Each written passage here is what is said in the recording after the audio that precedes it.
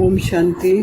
आज बात करते हैं जो पास्ट में यज्ञ में मुरलियाँ बजी 90 साल से बज रही है, पर शायद सभी कानों में रुई डाल के बैठे मुरलिया को सुन रहे हैं।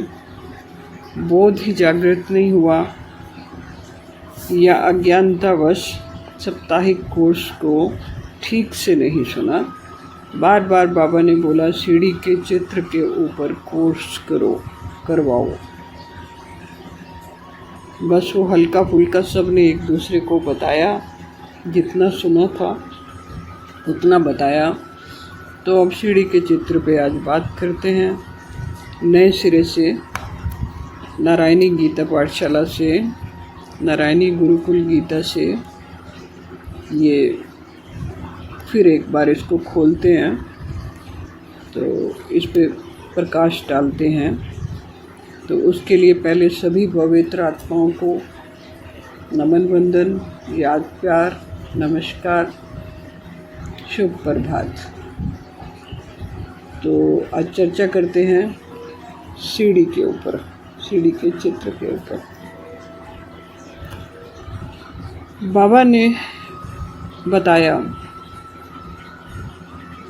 कि मेरी बिंदी का नाम शिव है। किसी ने सुना, किसी ने नहीं सुना, परंतु बुद्धि रूपी डायरी में नोट नहीं किया। ये छोटा सा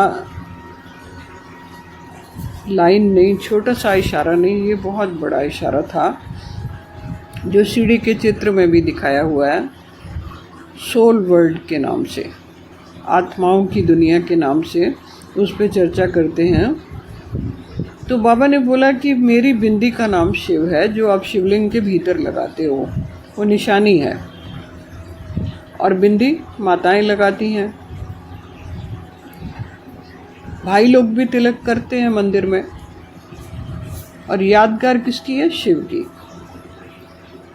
आप भी बिंदी, बाप भी बिंदी, सरल शब्द था, समझने में भूल हो गई।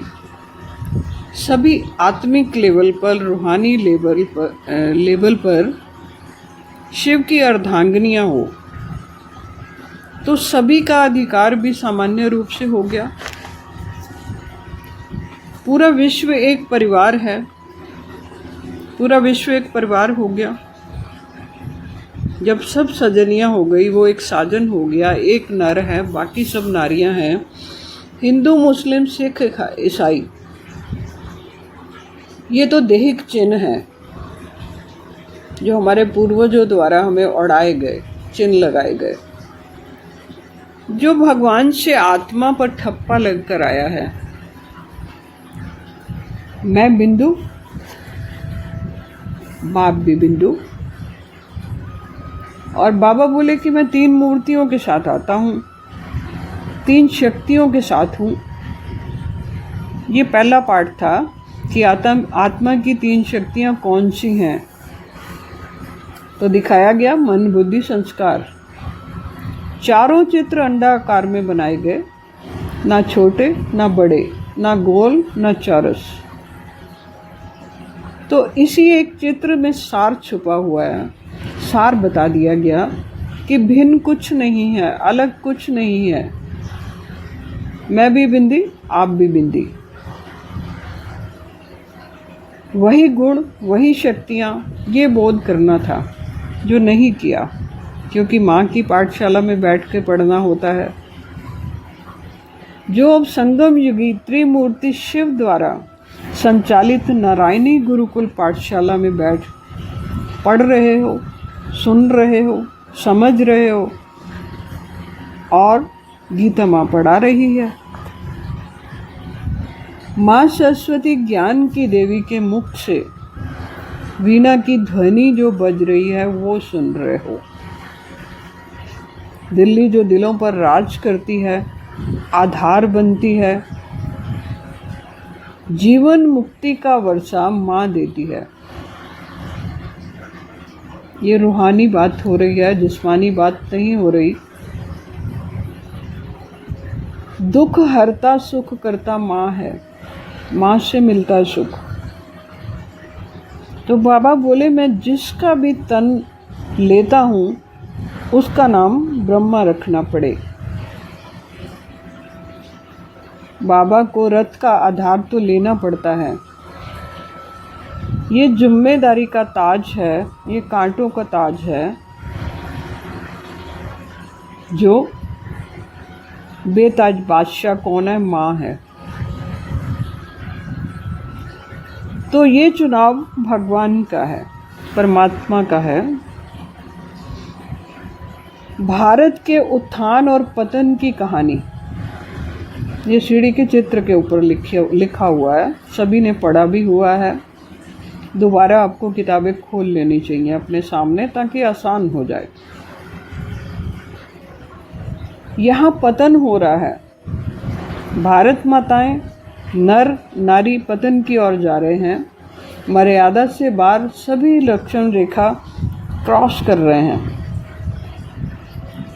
और चित्र के ऊपर लिखा हुआ है वंडरफुल स्टोरी। भारत के उत्थान और पतन की वंडरफुल स्टोरी ड्रामा है, और ड्रामा साथ में कहा गया कल्याणकारी है। यही बात अद्भुत है, हैरान कर देने वाली है, समझने वाली है। पतन हो रहा है, गिरावट हो रही है, फिर भी वंडरफुल कैसे हो गया? क्योंकि भगवान द्वारा चुनाव करना है। छोटा परिवार, सुखी परिवार, जिसके लिए बोला है कि सतयुग में 33 करोड़ देवी देवता की जनसंख्या है, वही जावेंगे। और आयु लिख कर दी गई है, पावन श्रेष्ठाचारी पूज्य भारत। इस छोटी लाइन को किसी ने पढ़ा ही नहीं कि भारत पूज्य बनता है, चेतन भारत पूज्य बनती है। 1 से लेकर 2500 वर्ष तक बन जाएगा, ये स्पष्ट लिखा हुआ है। 2025 चल रहा है, अगस्त का महीना। समय दिया गया स्पष्ट रूप में कि यहाँ 2500 साल पूरे होते हैं। द्वापर और कलयुग के 2500 साल पूरे होते हैं, और 3000 BC में 500 BC तक ब्रह्मा का दिन रामराज रहेगा। 3000 BC में ये शुरू कब होता है? ये पूरे होते हैं 2500 साल, फिर 3000 BC से जब फिर 500 BC आएगा तब ब्रह्मा का दिन राम राज्य है, तब तक चलेगा। ये सीढ़ी के चित्र पर बात हो रही है। एक तरफ सोल वर्ड का चित्र बनाकर दिया गया है, नीचे विधि लिख कर दी गई है। लिखा गया है कि रूहानी ज्ञान चाहिए, ये रूहानी ज्ञान है। जब रूहानी ज्ञान चलता है, गीता ज्ञान से सभी का उद्धार होना है, तो ज्ञान की देवी सरस्वती माँ द्वारा मिलता है, जिसके लिए बोला गया है कि गति सदगति इसी से होनी है। नहीं सुनते तो कोई बात नहीं, मत सुनो, पर सत्य यही है। गीतापति भगवान कौन, ये सिद्ध करना था। तो गीतापति भगवान कौन, ये भी एक लाइन सुनने को मिली थी कि हम आप होते हैं कौन, ये तो गीता माता ही बताएगी। तो यहाँ से इस पवित्र पाठशाला से बता दिया गया है कि तुम सब सजनियाँ हो, सीताएं हो, द्रौपदियाँ हो। जब जब तुम किसी भारी मुसीबत में फंसोगी तो मुझे बुलाना पड़ेगा। द्रौपदी ने पहले सबको बुलाया था, बाद में कृष्ण को बुलाया था, और यही हम गृहस्थी लोग करते हैं, संसारी लोग करते हैं। सभी सजनियाँ हो आत्मिक रूप में, एक ही नर है, सभी नारियां हैं, और त्रिमूर्ति शिव आपके पति हैं, परम पति हैं, आपके पतियों के भी पति हैं। तो 3 सूत किससे बांधने हैं, मांग में सिंदूर किसके नाम का सजाना है, भरना है। गीत चलता है, मैंने ओढ़ ली चुनरिया तेरे नाम की। तो सर्व संबंध एक से निभाने हैं। गुरु गोविंद दोनों खड़े काके लागू पाऊं, बलिहारी गुरु आपने गोविंद दियो मिलाए। तो गुरु कौन, जिसमें प्रवेश कर पढ़ाई पढ़ाते हैं, शिक्षा देते हैं, प्रेरणा देते हैं। तो उद्धार गीता ज्ञान से ही होना है, होता है, हो रहा है, एक से होना है। गौ माता की पूंछ पकड़कर वैतरणी नदी को पार किया जाता है। और रूहानी ज्ञान चाहिए और दूसरी विधि लिखी है, याद की यात्रा द्वारा होना है। हमेशा चलते फिरते उठते बैठते 3 मूर्तियां शक्ल के सामने घूमनी चाहिए कि त्रिमूर्ति शिव मेरे हृदय में स्थापन हो चुके हैं और मेरा हृदय शिवालय बन गया है, मैं देवता बन उसमें बैठी हुई हूँ। गति सदगति यहीं से होनी है। रोज गंगा घाट पर स्नान करना है, ऑडियो सुननी है, वीडियो सुननी है और रोज का गंगा स्नान है, रोज का ज्ञान गंगा स्नान है, तब पाप धुलेंगे। ये जन्म जन्म के पाप हैं। इस पे भी जरा गौर करते हैं। सतयुग, त्रेता, द्वापर और कलयुग, एक ही जन्म में चारों युगों की यात्रा करी है आपने, चारों युगों को जाना है, तीनों लोकों को जाना है।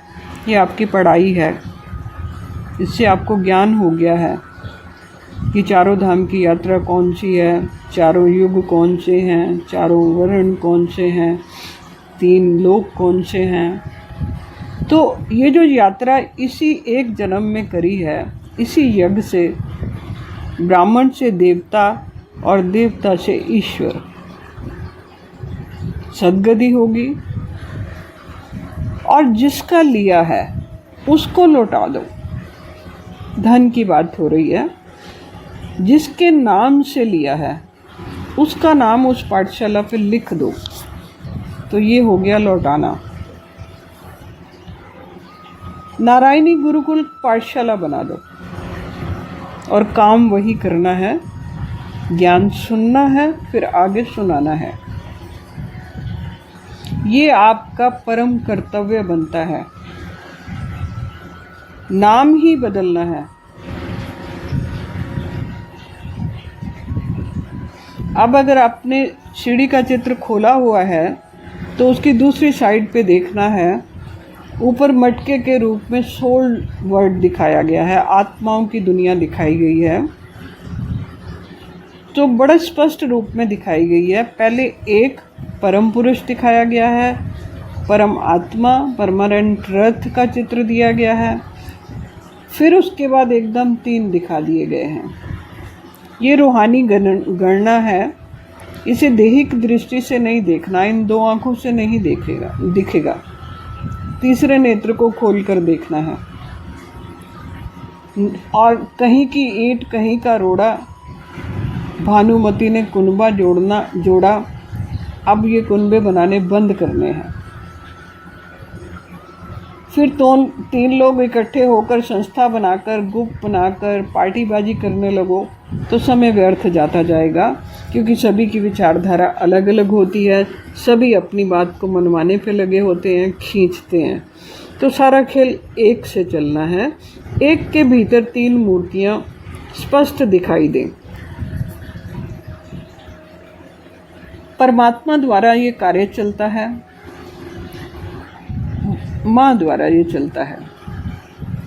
शुरू में भी अकेले, जैसे ब्रह्मा बाबा, दादा लेखराज, और अंत में भी बड़ी माँ, ब्रह्मा माँ एक।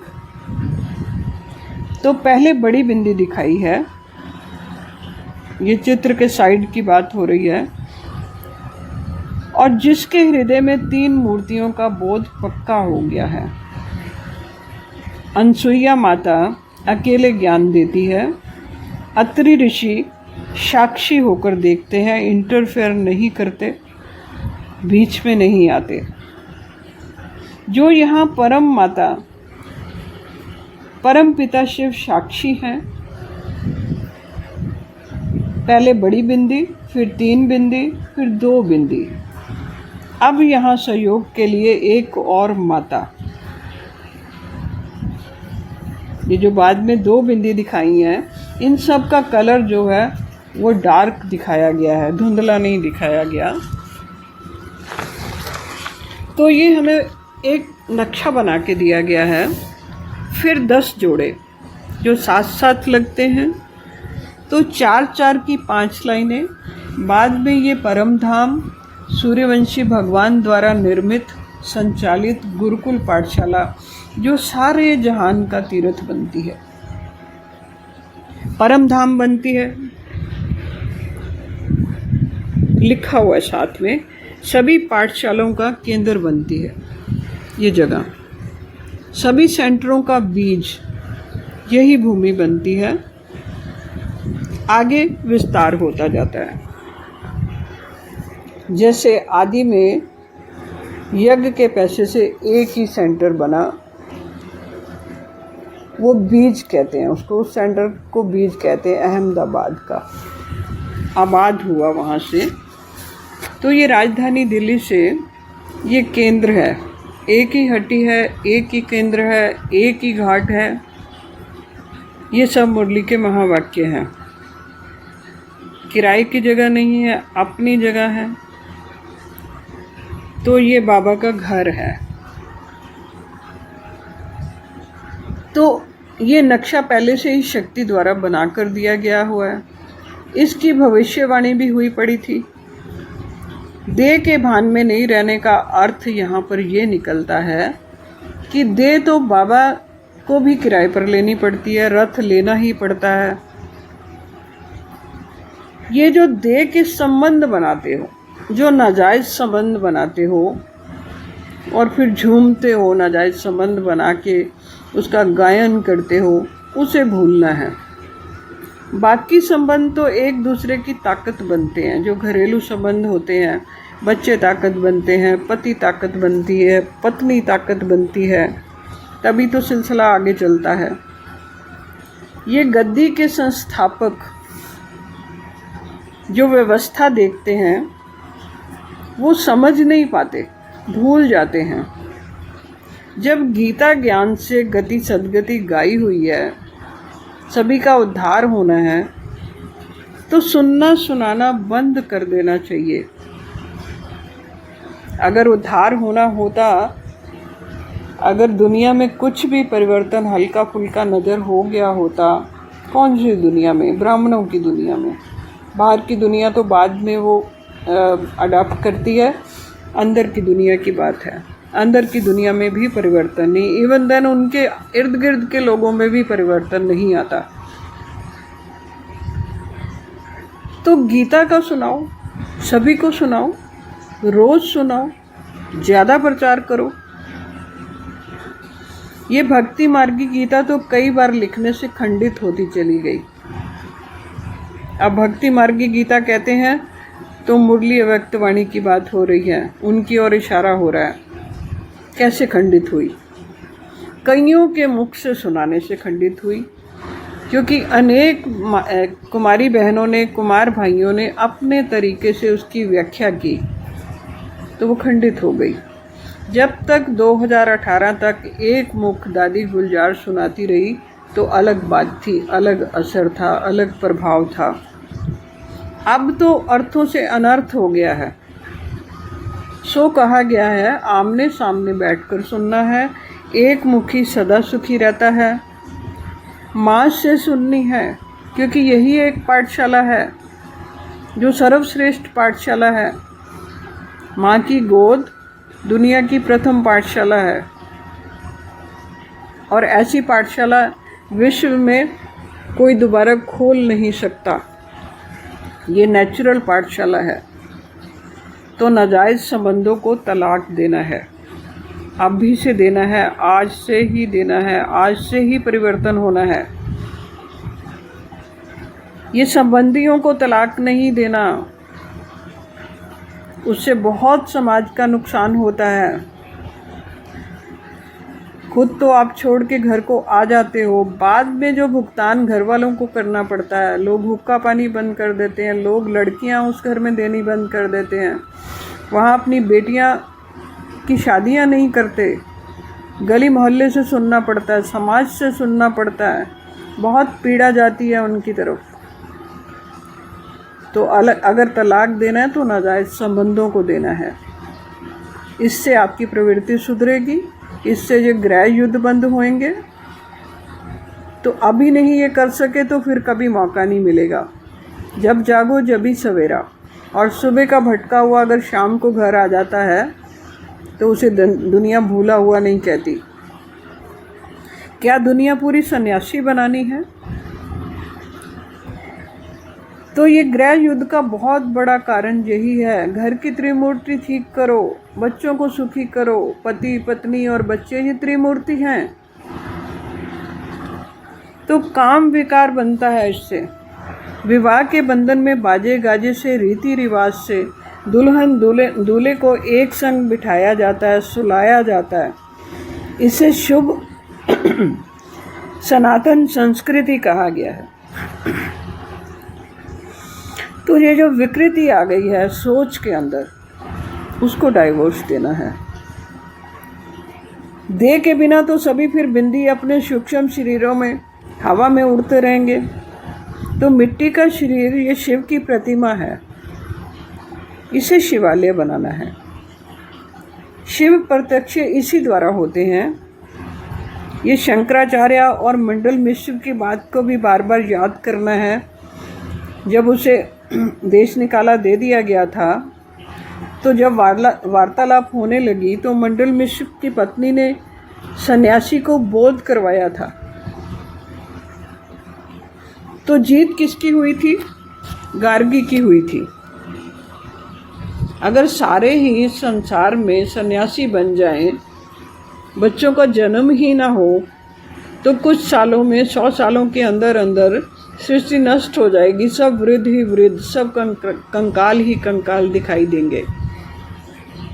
परिवर्तन जब होगा ही नहीं, नया कुछ होगा ही नहीं, तो सृष्टि पे एक भी मनुष्य नहीं दिखेगा, मनुष्य शरीर नहीं दिखेगा।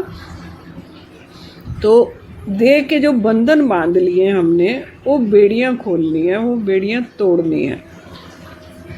गृहस्थ जो है ये सबसे बड़ा विश्राम गृह है, ये आश्रम है, यहाँ आश्रय मिलता है। जब थक हार के घर में आते हो तो माँ की गोद मिलती है, माँ का ताज़ा बना हुआ भोजन मिलता है। तो बाबा ने स्पष्ट कहा है कि आगे चलकर गृहस्थियों की अपार महिमा होगी, गायन होगा, वंदन होगा। तो ये बात निवृत्ति मार्ग वालों को कह देते कि उनकी महिमा होगी, सन्यासियों की महिमा होगी। तो जब आप मुरली को मानते हो कि ये